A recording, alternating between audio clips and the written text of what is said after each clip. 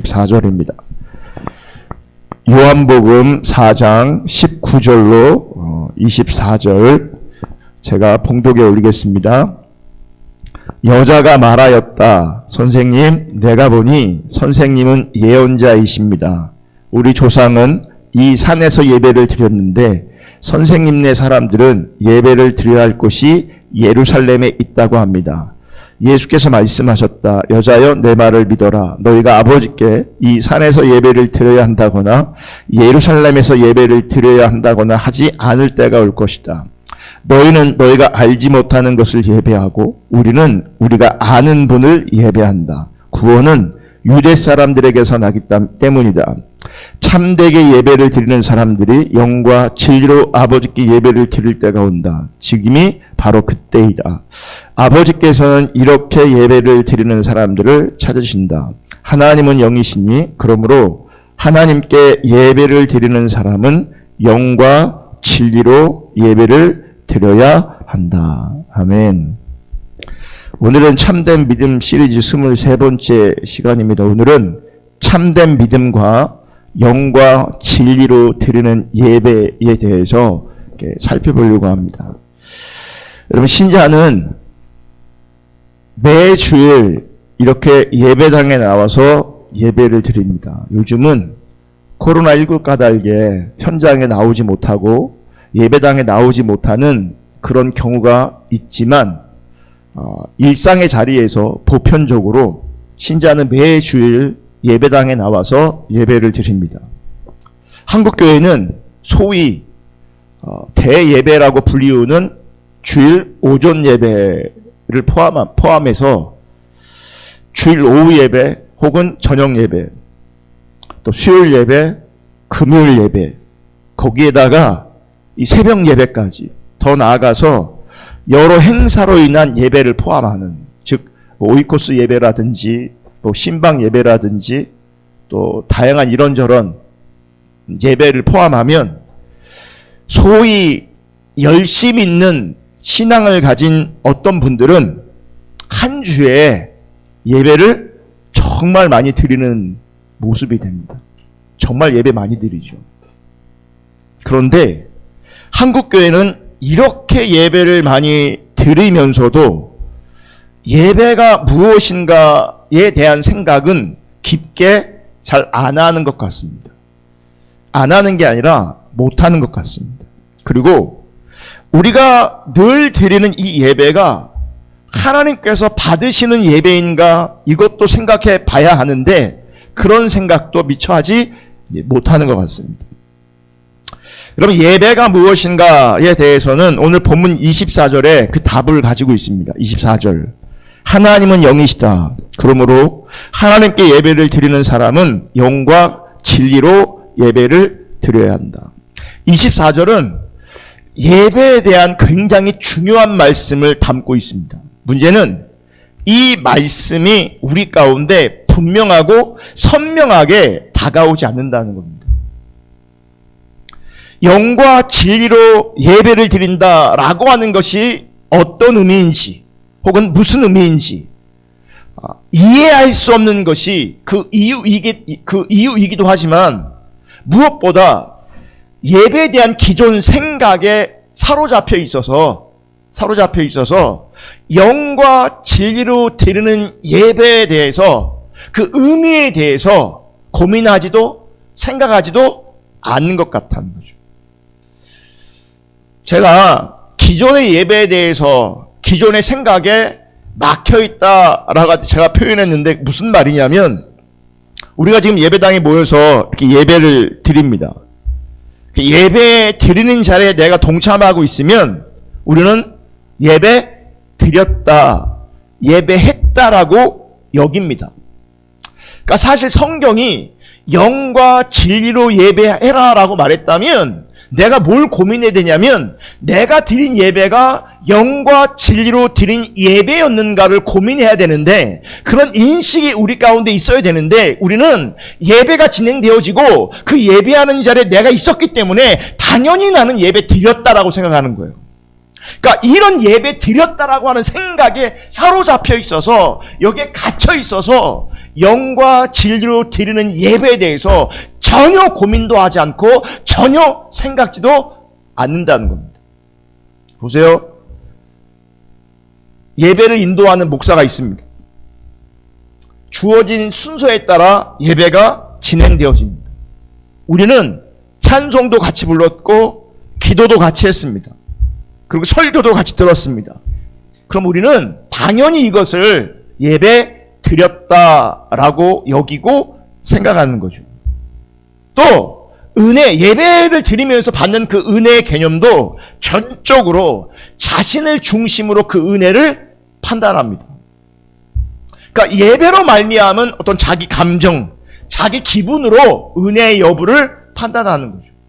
내가 좋았으면, 내가 감동을 받았으면 그게 은혜로운 예배가 되어지고, 그런 감동이 미비하면 예배는 드렸지만 은혜스러운 예배는 아니었다라고 자기의 기분과 자기의 감정을 중심으로 그 은혜의 여부도 판단합니다. 그런데 보세요. 이렇게 드린 예배는 영과 진리의 예배와는 전혀 상관없을 수 있다는 것을 기억하셔야 합니다. 우리는 예배를 드렸다고 말할 수 있지만, 혹은 우리는 예배 가운데 은혜도 받았다고 말할 수 있지만, 성경이 말하는 영과 진리로 드리는 예배는 전혀 아닐 수 있다는 겁니다. 그런데 우리는 그 고민 안 하잖아요. 내가 예배에 참여했다, 혹은 은혜 받았다, 은혜 받지 않았다, 이런 고민들은 있을지 몰라도, 이런 인식들은 있을지 몰라도, 정말 영과 진리로 예배했는가, 이런 인식은 우리 가운데, 우리 한국 교회 가운데 많이 없습니다. 그래서 심각하게 예배했지만 예배 아닌 예배를 드린, 예배가 없는 신앙생활이 우리 시대에 팽배할 수도 있다는 겁니다. 오늘 본문은 예수님께서 사마리아의 수가라는 동네에 있는 우물에서 한 여인을 만나 대화한 내용의 일부입니다. 그 대화 중에 23절, 24절을 보면 이렇게 말씀하고 있습니다. 23절, 24절. 참되게 예배를 드리는 사람들이 영과 진리로 아버지께 예배를 드릴 때가 온다. 지금이 바로 그때이다. 아버지께서는 이렇게 예배를 드리는 사람들을 찾으신다. 이렇게 24절. 하나님은 영이시다. 그러므로 하나님께 예배를 드리는 사람은 영과 진리로 예배를 드려야 한다.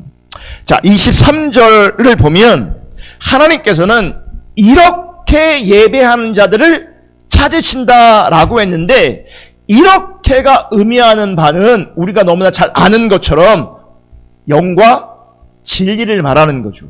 그러니까 하나님은 영과 진리로 예배하는 자를 찾으신다라고 말씀하시는 거예요.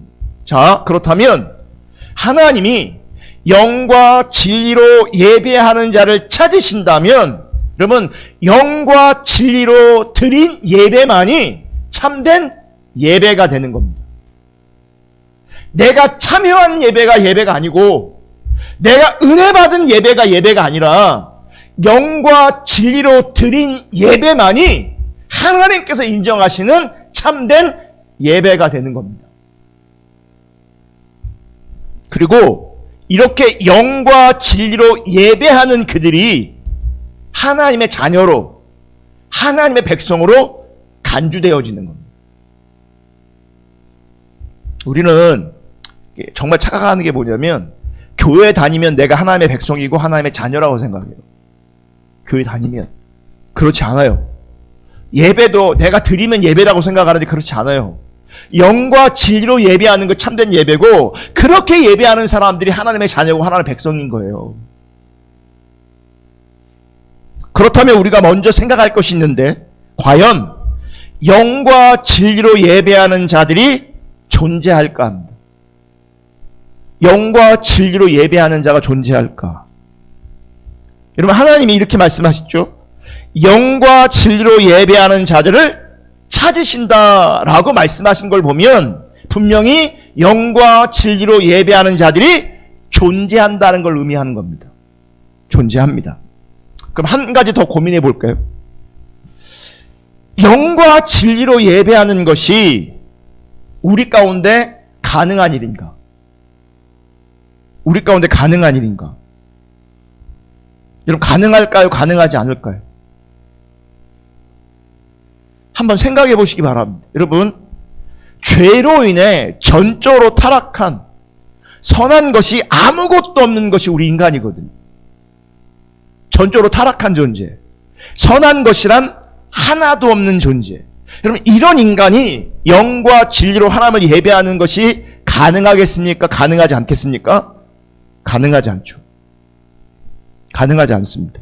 그렇다면 영과 진리로 예배하는 것이 불가능한 인간인데 그럼에도 불구하고 영과 진리로 예배하는 자를 찾으신다고 하는데, 그럼 우리는 이것을 어떻게 이해할 것인가?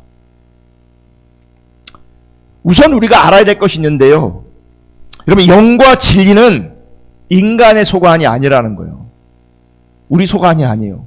그러니까 우리는 전적으로 타락한 존재이기 때문에 성령님하고 사실 상관없는 존재고, 전적으로 타락한 존재이기 때문에 진리랑도 상관없는 존재예요. 우리가. 그래서 인간이 모든 정성과 노력을 동원한다고 해도 그 영과 진리의 수준에 도달할 수가 없어요. 지금 개역 성경도 그렇고 우리가 읽었던 표준 세번역 성경도 그렇고 영과 진리라고 이렇게 표현하고 있지만, 옛날 개역 한글 성경에 보면 이 영과 진리를 어떻게 표현하고 있냐면 신령과 진정으로라고 표현하고 있어요. 그러니까 원어를 잘 모르면서 한글 성경을 접근했을 때 하나님은 신령과 진정으로 예배하는 자를 찾으신다, 이렇게 읽혀야 되는 거죠. 그러면서 그 신령과 진정을 우리가 어떻게 이해하게 됩니까?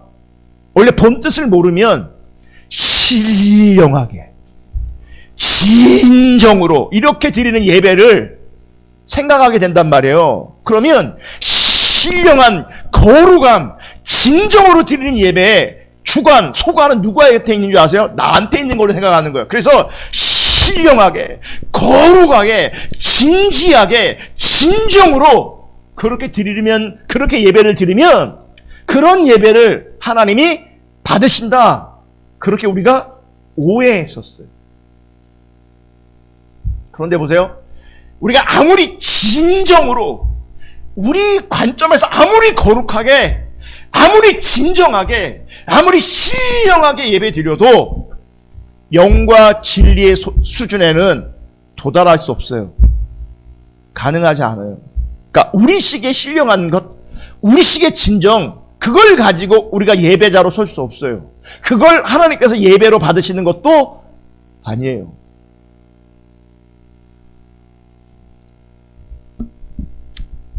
그렇다면 우리의 모든 것을 동원해도 영과 진리의 수준에 도달할 수 없는데, 그럼에도 불구하고 영과 진리로 예배할 때가 올 것이다 말씀하시고, 영과 진리로 예배하는 자들을 찾으신다고 말씀하실 때, 이것은 지금 이 모든 것을, 영과 진리로 예배하는 것, 영과 진리로 예배하는 자, 이 모든 것을 예수님께서 이루신다는 얘기예요. 그러니까 우리는 못하는데, 우리에게는 가능하지 않은데, 우리가 안 되는 것, 우리 가운데 가능하지 않은 것을 누가 가능하게 하시는 거냐면 예수가 가능하게 하시는 거예요. 예수로 가능하게 하시는 겁니다. 아멘. 다시 말해서 예수님에 의해서 영과 진리로 예배하는 자들이 있게 되는 것이고, 영과 진리로 예배하는 그들이 하나님의 백성이기 때문에 그들을 찾으신다는 겁니다. 그들을. 먼저 여러분, 본문 내용 앞에 등장하는 사마리아 여인과 예수님의 대화를 보면 예수님이 사마리아 여인에게 남편을 불러오라고 합니다. 남편. 그런데 그 여인이 남편이 없다고 얘기합니다. 그런데 예수님께서 여인이 남편이 없다는 그 말을 옳게 여기시면서 18절에 이렇게 말씀하세요. 18절 다 같이 읽어보겠습니다. 시작. 너에게는 남편이 5이나 있었고 지금 같이 살고 있는 남자도 내 남편이 아니니 바로 말하였다. 여러분, 여기서 남편이라는 단어는 헬라어로 아네르라는 단어를 쓰거든요. 그런데 이 아네르라는 말은 남편을 의미할 수도 있지만 그냥 남자를 가리킬 수도 있어요. 그냥.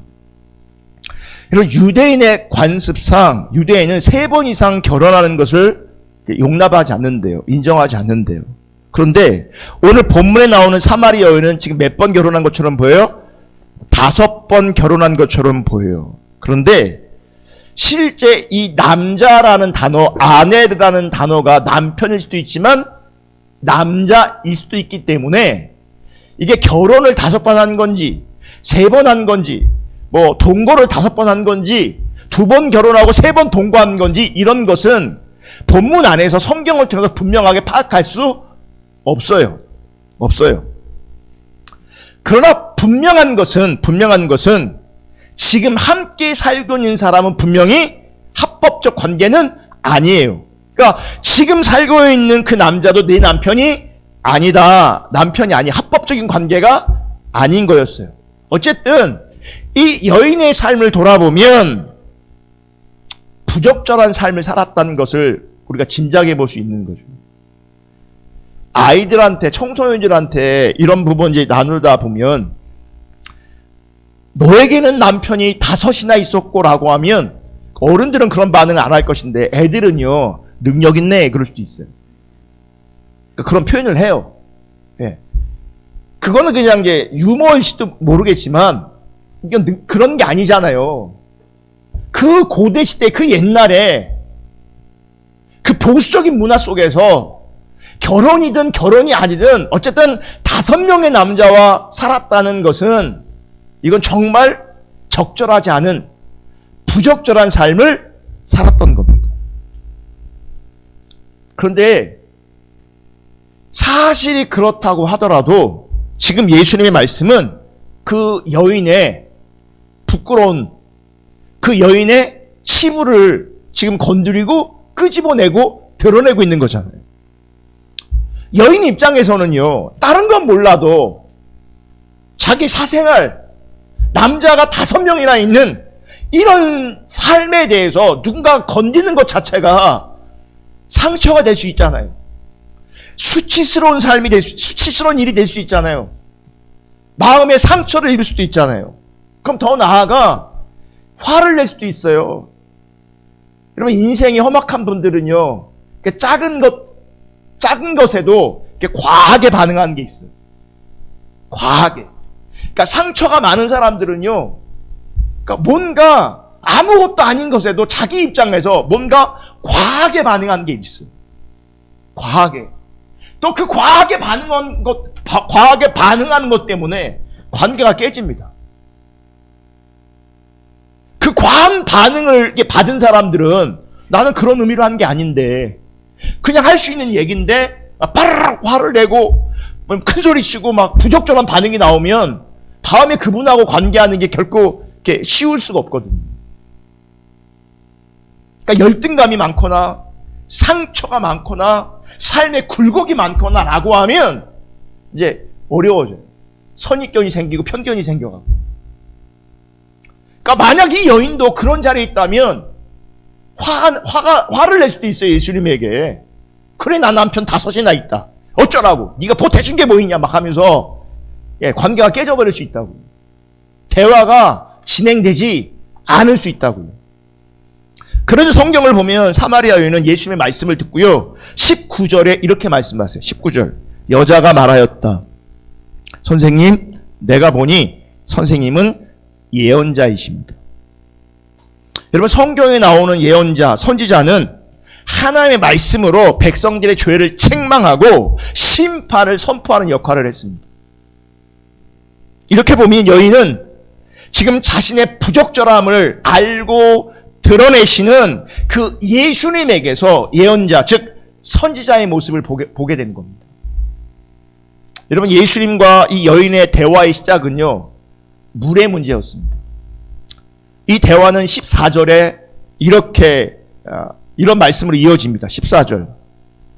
그러나 내가 주는 물을 마시는 사람은 영원히 목마르지 아니할 것이다. 내가 주는 물은 그 사람 속에서 영생을 이르게 하는 샘물이 될 것이다. 저는 이 여인의 그 삶을 보면 남편이든 남자든 어쨌든 5명이나 존재하는 걸 보면 그 마음이 굉장히 많이 외롭고 공허함을 볼 수 있어요. 그런데 안 채워집니다. 안 채워집니다.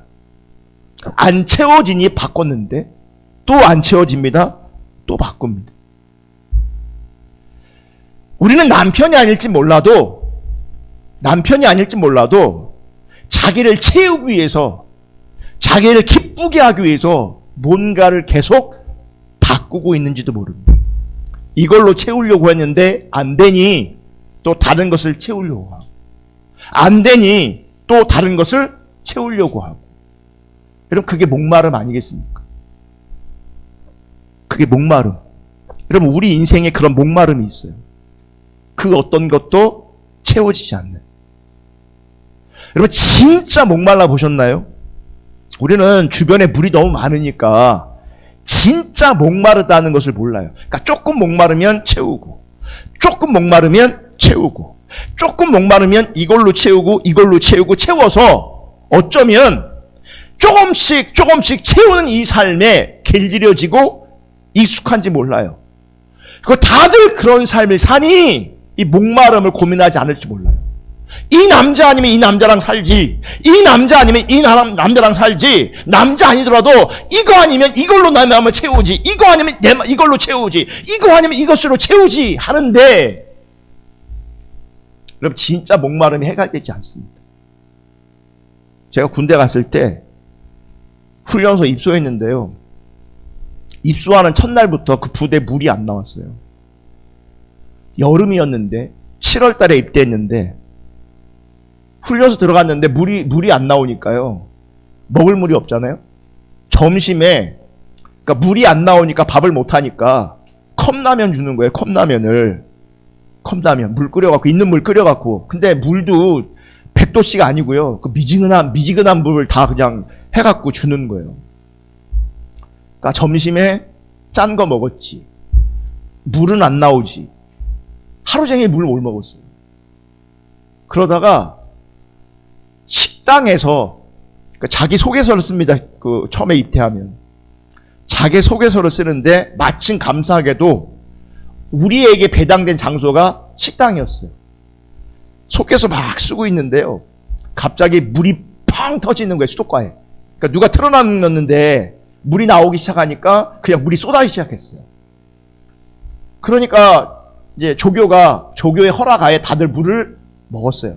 그러니까 우리 식당에 있었으니 그게 더 쉬웠죠, 이제. 그런데 보세요. 하루 종일 목이 말랐는데, 정말 가랬는데, 그 물을 먹으니 정말 살 것 같더라고. 정말 배가 빵실빵실 하도록 먹었어요. 네. 꾹 누르면 물이 나올 것 같은 정도로 물을 먹었어요. 그런데 물을 그렇게 실컷 먹고 다시 자기 소개서를 쓰고 있는데 뭐가 올라오는지 아세요? 목마름이 다시 올라오는 거예요. 해결이 안 돼요. 하도 목말랐더니 그 물을 먹었음에도 불구하고 채워지지 않는 거예요. 다시 그 가람이, 그 목마름이 나에게 인식되었어요. 처음에 물 먹을 때는 당연히 조교의 허락하에 물을 먹었잖아요. 다 물을 먹었잖아요. 그러니까 일단은 다 물을 먹었으니까 그 다음에 물 먹는 건 쉬운 게 아니에요. 허락받고 먹어야 되는데, 군대에서 학교도 아니고 저 목마른데요, 물 좀 더 먹을게요, 이게 쉬운 게 아니거든요. 그 억압된 분위기 안에서 물은 또 먹고 싶고 고민돼요, 목마르니까. 근데 가만히 보니까요, 어떤 녀석이 술구멍이 일어나더니 물을 먹고 오는 거예요. 허락도 안 받고. 제 안에 갈등이 생겼어요. 나도 조용히 먹을까? 조용히 한번 일어서서 갔다 와볼까? 그러다가 걸리면, 그러다 혼나면 어떡하지? 그런데요, 정말 갈망이 생기니까, 그 물에 대한 갈망이 생기니까요, 나도 모르게 쑥 일어나갖고요, 쑥 가갖고요, 물을 그렇게 빵빵하게 먹었는데도 불구하고 또 물이 들어가더라고요. 한참을 물을 먹었어요. 참 위가 대단해요. 저는 그때 위가 놀라운 걸 봤어요. 그렇게 배가 빵실빵실 되도록 물을 먹었는데 물이 더 들어가더라고요. 그러고 들어왔는데도요, 물 생각이 또 나요. 또 나요. 문제가 생겼어요. 그렇게 물을 많이 먹었더니 그 밤에 난리가 났어요. 설사는 무슨 설사를 해요. 그러니까 화장실을 몇 번 자주 간 거죠. 이제 소변이 매려갖고. 여러분, 아무리 물 먹어도요, 그 어떤 것으로 나를 아무리 채우려고 해도요, 사실은 안 채워집니다. 안 채워져요. 그게 우리 인생이라는 걸 아셔야 돼요. 그랬더니 예수님께서 이렇게 말씀하시는 거잖아요. 내가 주는 물을 마시는 사람은 영원히 목마르지 않을 것이다. 내가 주는 물은 그 사람 속에서 영생에 이르게 하는 샘물이 될 것이다. 사마리아 여인은 예수님의 이 말씀을 듣고 15절에 이렇게 말합니다. 그 여자가 말하였다. 선생님, 그 물을 나에게 주셔서 내가 목마르지도 않고 또 물을 기르러 여기까지 나오지도 않게 해주십시오. 지금 사마리아 여인은 예수님이 말씀하신 그 물을 한 번 먹으면 다시는 목마르지 않는 어떤 신비한 효능이 있는 그런 물로 오해한 겁니다. 이러한 신비한 물이 있다면 번거롭게 물 길러 오지 않아도 되고 앞으로 물 먹을 일도 없는 거죠. 그러니까 자기 생활의 편리를 중점에 두어서 지금 예수님께서 말씀하신 목마르지 않은 물을 접근하고 있는 거예요. 그러니까 말씀의 의도에서 벗어난 거죠. 여러분, 자기 중심적인 자리에 있으면 예수님께서 지금 말씀하시는데, 대놓고 말씀하시고 직접 말씀하시는데 자기 중심성이 내려지지 않고 자기 관점에 내려지지 않으면 말씀의 의도에서 벗어납니다. 기억하세요. 제가 아무리 가장 말씀을 선명하게 뚜렷하고 분명하게 전해도, 아니 하나님 그분이 직접 우리 가운데 말씀을 전하셔도 자기 중립적인 자리에서 들으면 왜곡된다. 진짜 말씀의 의미에서 벗어난다고. 그러니까 정말 잘 듣는 것이 필요하지만 그 어떤 것보다도 자기 중심성이 내려지는 게 정말 중요합니다. 왜 안 들리냐? 왜 왜곡되냐? 자기 때문에 그래요. 자기 중심성 때문에 그래요. 말씀의 의도에서 벗어난 이 사마리아 여인을 참된 말씀의 세계로 이끄시기 위해서 예수님께서 남편 이야기를 꺼내시는 거예요. 그러면서 사마리아 여인의 죄를 드러내시는 겁니다. 죄를. 여러분, 사마리아 여인과 예수님의 이 대화는요, 우리의 대화입니다. 우리도 목마릅니다. 우리도. 보세요. 지금 여인은 남자를 5명, 남편이 혹은 남자가 5명이었어요. 지금 사는 남자도 합법적인 남자가 아니었어요. 그럼 보세요. 이분이 살면서 계속 뭘 경험하는 거죠? 처음에는 기대를 가지고 살다가 절망하고 낙심하고, 또 기대했다가 절망하고 낙심하고, 또 기대했다가 절망하고 낙심하는 거죠. 그런데 보세요. 우리 인간은 기대로 시작해서 절망하기 전에는 잠깐 뭘 느낄 수 있냐면 행복을 느낄 수 있어요. 근데 그 행복이 이제 우리의 기대를 저버리는 거죠. 낙심하게 하고 절망하게 해요. 또 낙심하게 하고 또 절망하게 해요. 그런 삶을 반복해요. 그런 삶을. 우리도 마찬가지예요. 그러니까 잠깐 기대로 말미암아 행복할 때가 있을지 모르겠지만 그 기대에 대한 약발, 그 만족과 행복에 대한 약발이 빠져서 우리가 있는 대부분의 자리는 어쩌면 걱정하고 근심하고 낙심하고 실망하는 자리일지도 몰라요. 그럼 보세요. 왜 우리는 이런 삶을 반복해야 되는가? 왜 우리는 이런 삶을 반복해야 되는가? 그 죄의 문제 때문에 그러거든요. 죄의 문제 때문에. 그래서 지금 이 여인과 예수님의 대화는 우리와 예수님과의 대화인 겁니다. 만약 여러분 예수님이 우리 앞에 계셔서 우리와 대화하신다면 무슨 주제를 가지고 대화하실까요? 여러분 예수님이 우리와 대화하기를 원하신다면 어떤 주제를 가지고 대화하실까요? 예수님이 나한테 정치 얘기하실까요? 예수님이 나에게 남북 문제 얘기하실까요? 예수님이 나에게 스포츠, 영화, 드라마 뭐 이런 얘기 하실까요? 예수님이 나에게 철학, 인문학 뭐 이런 얘기 하실까요?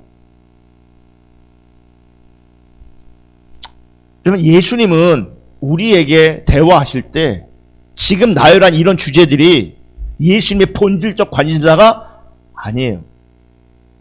여러분 우리가 예수님과 대화한다면 대화의 소통은, 대화의 이유는, 대화의 주제는 죄의 문제에 있을 거예요. 죄의 문제. 성경도 마찬가지입니다. 성경이 우리와 대화한다면, 성경이 우리와 소통한다면 그 주제도 결국은 죄의 문제일 겁니다. 여러분 성경은요 예수 그리스도에 대한 말씀이고 예수 그리스도의 말씀입니다. 그분에 대한 말씀이고 그분의 말씀이라는 거죠. 그래서 성경이 예수님을 말할 때 뭐가 등장하냐면 죄가 등장해요. 왜 그래요? 우리가 지금 성탄절인데 성탄절 우리가 왜 기쁜 겁니까? 그냥 그분이 오셔서 기쁜 겁니까? 예수님은 세상의 죄로 인해서 이 땅에 오신 거잖아요. 그 죄, 그 저주, 그 죽음의 문제 때문에 이 땅에 오신 거잖아요. 그리고 그 죄의 문제 때문에 십자가에 피 흘려 죽으신 거잖아요. 그러니까 예수를 말할 때 반드시 뭐가 등장합니까? 십자가가 등장하죠. 십자가는 왜 등장하는 겁니까? 우리의 죄 때문에 등장하는 겁니다. 그럼 보세요. 예수님이 내 앞에 계시다면, 예수님이 나에게 대화를 시도하신다면, 소통하기를 하신다면 그 주제는 반드시 죄가 드러날 겁니다.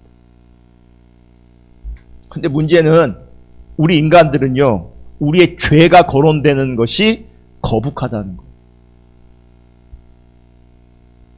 그런데 성경은 그 죄를 언급하고 있다는 거예요. 예수는 그 죄를 언급하고 있다는 거예요. 그러면 우리는 죄가 언급되는 것이 거북하면 안 돼요. 거북하면 안 돼요. 여러분, 자신의 죄가 드러나는 것을 용납하지 않으면서 하나님의 말씀을 듣고 은혜 받았다 할 수 있을까? 그건 은혜 아닙니다. 그거 은혜 아닙니다. 하나님은요, 우리의 필요를 채울 수 있습니다. 은혜를 채울 수 있어요. 그분의 주권적인 역사 안에서 우리가 원하는 우리의 필요를 채울 수 있습니다. 근데 우리의 필요가 채워지는 것이 구원과 하나님과 바른 관계를 보장하는 게 아니거든요. 저는 여러분의 필요가 하나님의 은혜로 채워지길 원합니다. 아멘.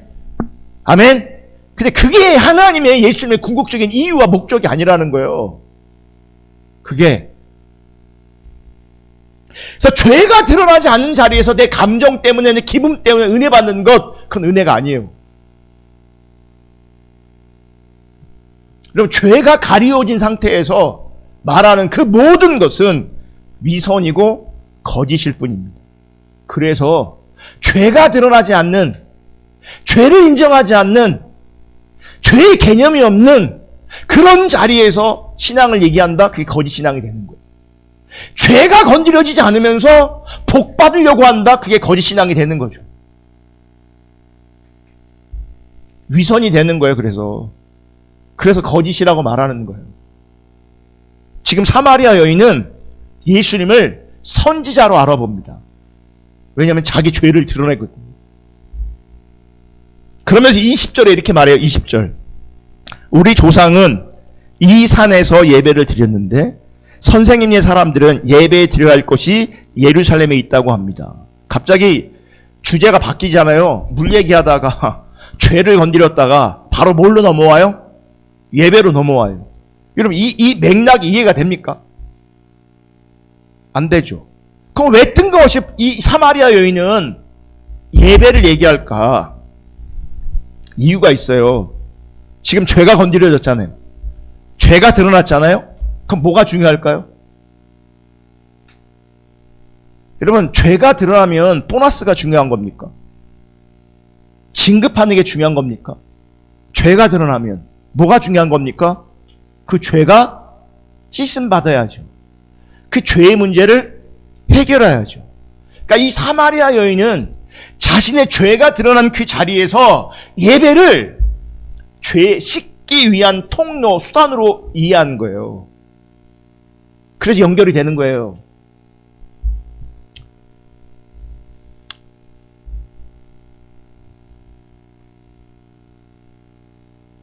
그러니까 예배는요, 죄 용서받는 수단과 도구가 아니에요. 그러니까 우리 이분이 예배에 대해 또 뭐 하고 있는 거예요? 오해하고 있는 거죠. 그러니까 죄가 드러난 자리에서 그럼 예배를 죄 씻는 도구로 삼는 거예요. 그럼 십자군 전쟁을 보면요, 많은 기사들이 그 유럽의 기사들이 십자군 전쟁에 참여하거든요. 그들이 참여하는 이유가 있어요. 왠지 아십니까? 교황이 이렇게 얘기하는 거예요. 그 전쟁에 참여하면, 그러니까 이분들이 늘 죄책감에 쓸렸어요. 왜냐하면 기사들 늘 싸우는 사람이잖아요. 전쟁하는 사람들이잖아요. 그러니까 수도 없는 사람들을 죽이는 거죠. 이제. 그러니까 늘 사람 죽이는 그 자리에서 뭐가 있냐면, 그러니까 합당한 이유가 있을지 몰라도 사람 죽인 것으로 말미암은 죄책감이 있는데, 이 십자군 전쟁에 참여하면 그 죄의 문제가 해결된다고 얘기하니까 그 죄의 무거움 때문에 그 전쟁에 참여하는 거예요. 자기 죄의 문제를 해결하려고, 그 죄책감의 문제를 해결하려고. 이 사마리아 여인도 똑같은 거예요. 자신의 부적절한 삶을 통하여 자신의 죄인된 삶을 인식했는데, 선지자가 예수님이 그 죄의 문제를 건드렸을 때에 그 죄의 문제를 해결하고 싶은데 뭘로 해결하려고 하는 겁니까? 예배로 해결하려고 하는 거예요. 근데 문제는 장소예요. 어디서 예배해야 되느냐? 사마리아에는 그리심산이라는 예배 장소가 있고, 유대인들에게는 예루살렘 성전이라는 장소가 있어요. 그러니까 이 사마리아인이 볼 때 자기는 여태 그리심산에서 예배했는데 유대인들은 예루살렘 성전에 예배한단 말이에요. 그러면 이 죄의 문제를 해결하려면 여기서 예배해야 되는가, 여기서 예배해야 되는가, 본인한테 굉장히 중요한 문제예요. 여태 여기서 예배했는데 여기서 예배하는 거 인정받지 못한다면 의미가 없는 거잖아요. 그래서 선지자에게 물어보는 거예요. 여기서 예배해야 됩니까? 여기서 예배해야 됩니까? 물어보는 거예요. 의미 있는 곳에서 예배하려고. 자기 죄의 문제를 해결해 보려고. 그래서 예수님께서 이렇게 말씀하세요. 21절에. 예수께서 말씀하셨다. 여자여 내 말을 믿어라. 너희가 아버지께 이 산에서 예배를 드려야 한다거나 예루살렘에서 예배를 드려야 한다거나 하지 않을 때가 올 것이다. 예수님의 이 말씀은 뭐냐면 예배는 어떤 특정한 장소가 중요한 게 아니라는 겁니다. 예배를 드리기 위해서 어떤 특정한 장소로 가야 한다는 생각을 지금 예수님께서는 무너뜨리신 거예요. 중요한 것은, 본질은 특정한 장소가 아니라 오늘 본문에 보면 영과 진리로 드리는 예배라는 거죠. 그럼 영과 진리로 드리는 예배가 무엇인가? 23절 볼게요. 23절 다 같이 읽습니다. 시작. 참되게 예배를 드리는 사람들이 영과 진리로 아버지께 예배를 드릴 때가 온다. 지금이 바로 그때다. 아버지께서는 이렇게 예배를 드리는 사람들을 찾으신다. 여러분, 참되게 예배를 드리는 사람들이 영과 진리로 아버지께 예배를 드릴 때가 온다. 그런데 지금이 바로 그때다. 지금이 바로 그때라요. 여러분, 여기서 말하는 그때는 예수님이 오셔서 하나님 나라를 전파하시고 하늘의 비밀을 전파하시고 십자가에서 죽으시는 그 모든 것을 포함한 의미의 말입니다. 따라서 여러분, 예수님이 오시기 전에 영과 진리로 드리는 참된 예배는 없었다는 뜻이 되어지는 거예요. 지금도 똑같아요. 예수를 만나지 않으면, 십자가를 경험하지 않으면 영과 진리 예배가 가능하지 않게 돼 있어요. 그럼 참된 예배가 아니죠. 그럼 하나님과 상관이 없는 거죠. 교회를 그렇게 열심히 다녀도, 그렇게 평생 교회를 다녀도 영과 진리 예배로 드린 예배가 아니었다면, 그런 신앙이 아니었다면 그건 종교성인 거예요. 성경에 말하는 참된 신앙이 아닌 거예요. 왜 예수님이 오시기 전에 영과 진리로 드리는 참된 예배가 없었냐?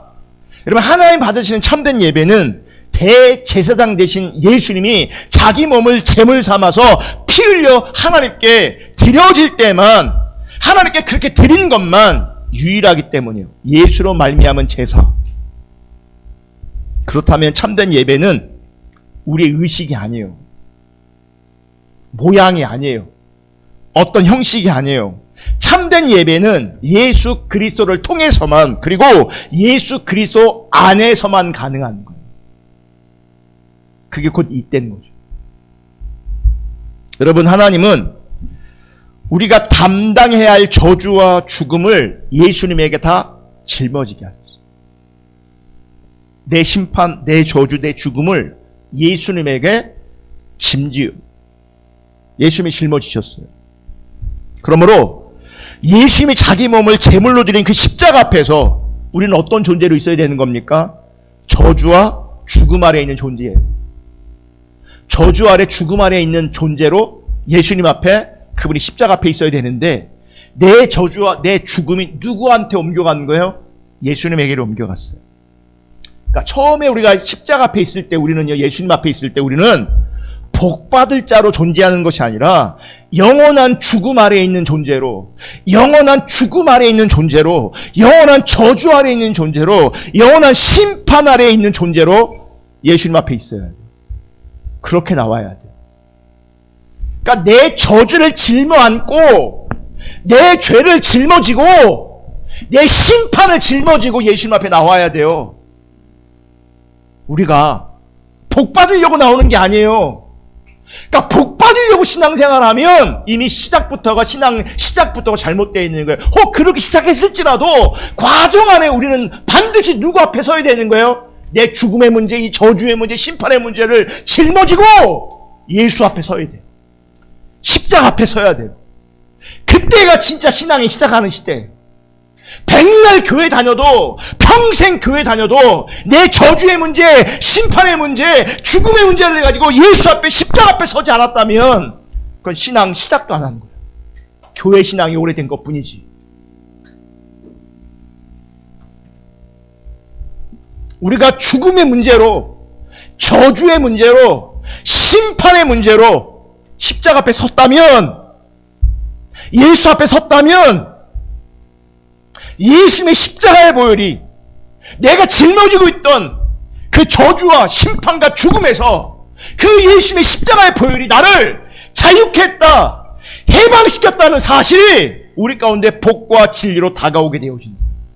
이것처럼 큰 복과 진리가 어디 있어요? 그걸 발견해야 되는 거죠. 그게 우리 가운데 실제되어져야 되는 거죠. 그래서 여러분, 성령님께서 우리 가운데 오셔서 하시는 일이 뭔지 압니까? 성령님께서 우리 가운데 오셔서 하시는 일이 죄로 인해 죽은 자, 죄로 인해 저주 아래 있는 자, 죄로 인해 심판 아래 있는 자인 것을 우리 가운데 선포하는 거예요. 성령님이.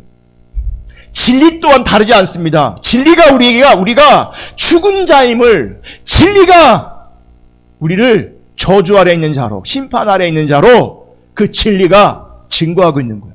자, 진리를 자꾸 추구해 보십시오. 난 그 진리와 상관없는 저주 아래 있는 자예요. 진리를 알면 알수록 진리와는 상관없는 전적으로 타락하고 전적으로 선한 것이 없는 내 존재를 발견하게 돼요. 사실 우리는요, 타락한 우리는 진리를 아는 것 자체를 추구할 수 없는 존재예요. 진리는 우리랑 합당한 말이 아니에요. 진리는 우리를 저주 아래 있는 자로, 죽음 아래 있는 자인 것을 증거합니다. 아멘. 그러므로 신자가 영과 진리 아래 있다면 그 증거가 뭔지 아십니까?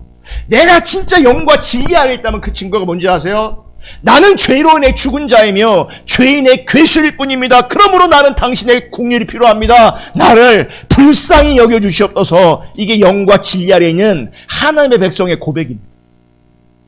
나는 죄인입니다. 나는 죄인의 괴수입니다. 나를 불쌍히 여기소서. 그러니까 우리가 할 수 있는 것은요, 하나님의 긍휼에 호소하는 거예요. 나를 불쌍히 여겨달라고. 그 자리에서 우리를 저주에서 죽음에서 심판에서 건져주신 그 하나님의 긍휼과 은혜에 감사하고 기뻐하게 되어지는 겁니다. 아멘. 이게 영과 진리로 드리는 참된 예배가 되는 거죠.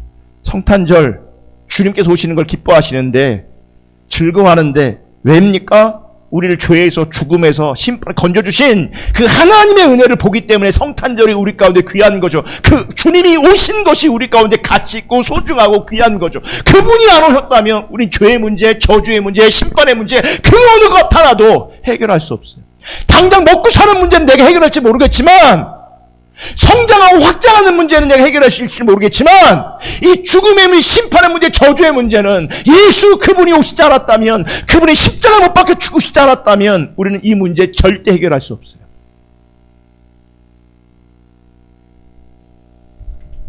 그래서 죽음의 문제에서 건져주시고 해결하신 그분의 은혜에, 그분의 그 사랑에 감사하는 것, 기뻐하는 것, 이것이 영과 진리로 드리는 참된 예배가 되는 겁니다. 그리고 하나님은 이렇게 영과 진리로 드리는 예배자들을 찾으시는 겁니다. 그들이 하나님의 자녀입니다. 그들이 하나님의 백성인 겁니다. 시브리서 11장 4절에 보면 이런 말씀이 있어요. 믿음으로 아벨은 가인보다 더 나은 제물을 하나님께 드렸습니다. 아벨은 믿음으로 가인보다 더 나은 제물, 더 나은 제사를 드렸다라고 말합니다. 그래서 창세기에 보면 아벨은 어떻게 제사를 드렸냐면 양의 첫 새끼와 기름으로 하나님께 제사했다, 이렇게 나옵니다. 여러분, 양도 그렇고 기름도 그렇고 누구를 예표하는지 아십니까? 예수님을 얘기합니다. 예수 그리스도를 예표하는 거죠. 그러니까 아벨은 몰랄 수도 있어요. 근데 하나님의 주권과 섭리 안에서 첫째 뭘 전제하냐면 하나님과 바른 관계 안에서 아벨을 통해서 뭘 드려지게 하신 거예요? 양과 기름을 드려지면서 장차 예수 그리스도로 말미암아 구원이, 하나님의 생명이 그 첫 예배를 통해서 우리 가운데 드러나는 겁니다. 이게 믿음으로 드린 제사가 되는 거죠. 여러분, 영과 진리는 우리를 십자가로 끌고 갑니다. 그리고 내가 누구인가를 보게 합니다. 죄로 인해 죽은 자임을 보게 하시고, 죽음이 마땅한 내가 무엇으로 인해 살았고 무엇으로 존재하는가를 분명하게 보게 함으로 말미암아 하나님의 긍휼과 용서의 은혜 앞에 무릎 꿇게 하시고 엎드리게 하십니다. 이게 영과 진리로 드리는 참된 예배가 되는 겁니다. 이런 영과 진리의 예배가 우리에게 실제이기를 주님의 이름으로 축복합니다. 그분의 은혜가 실제라면요, 우리의 예배가 은혜가 철철 넘칠 겁니다. 감사하다고. 은혜가 됐네 안 됐네 자기 기준을 가지고, 자기 감정을 가지고, 자기 기분을 가지고 그 예배를 판단하지 않을 겁니다. 그분의 십자가 앞에 그냥 엎드릴 겁니다. 그분의 은혜와 긍휼과 사랑 앞에 그저 엎드릴 겁니다. 여러분, 지난 시간에 참된 믿음과 성령에 대해 살펴봤거든요. 그러면 설교 마지막 부분에 고린도 후서 6장 16절 17절을 읽었습니다. 다시 한번 볼게요. 하나님의 성전과 우상의 어치 일치되리요. 우리는 살아계신 하나님의 성전이라. 이와 같이 하나님께서 이르시되 내가 그들 가운데 거하며 두루 행하여 나는 그들의 하나님이 되고 그들은 나의 백성이 되리라. 17절. 그러므로 너희는 그들 중에서 나와서 따로 있고 불량한 것을 만지지 말라. 내가 너희를 영접하여 18절. 너희에게 아버지가 되고 너희는 내게 자녀가 되리라. 성경은 분명히 말해요. 우리가 하나님의 뭐라고요? 성전이래요. 성전이래요. 하나님의 성전인 우리 가운데 거하시고 두루 행하셔서 하나님이 나의 하나님이 되고 나는 그분의 백성 되고 하나님이 나의 아버지가 되고 나는 그분의 자녀가 되는 거예요. 우리가 하나님의 성전이에요. 자, 고린도전서 3장 16절에 이렇게 말해요.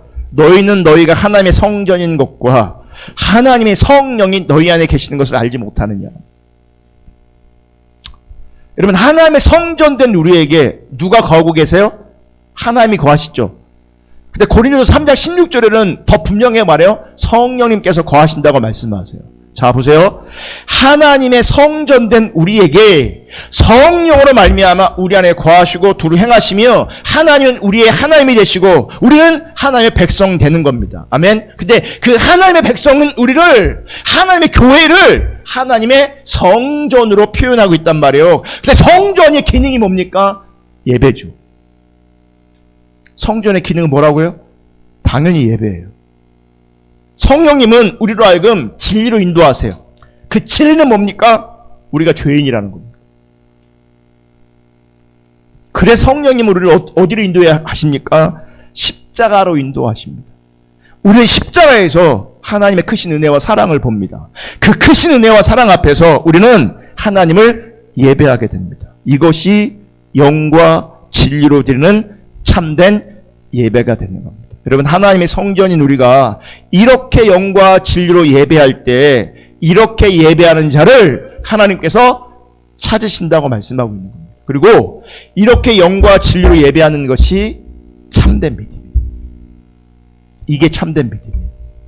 이게 참된 신앙이에요. 영과 진리로 예배할 수 있는 참된 예배자로, 참된 믿음 있는 자로 하나님 앞에 우리 모두가 세워질 수 있기를 예수님의 이름으로 축복합니다. 아멘. 기도하겠습니다.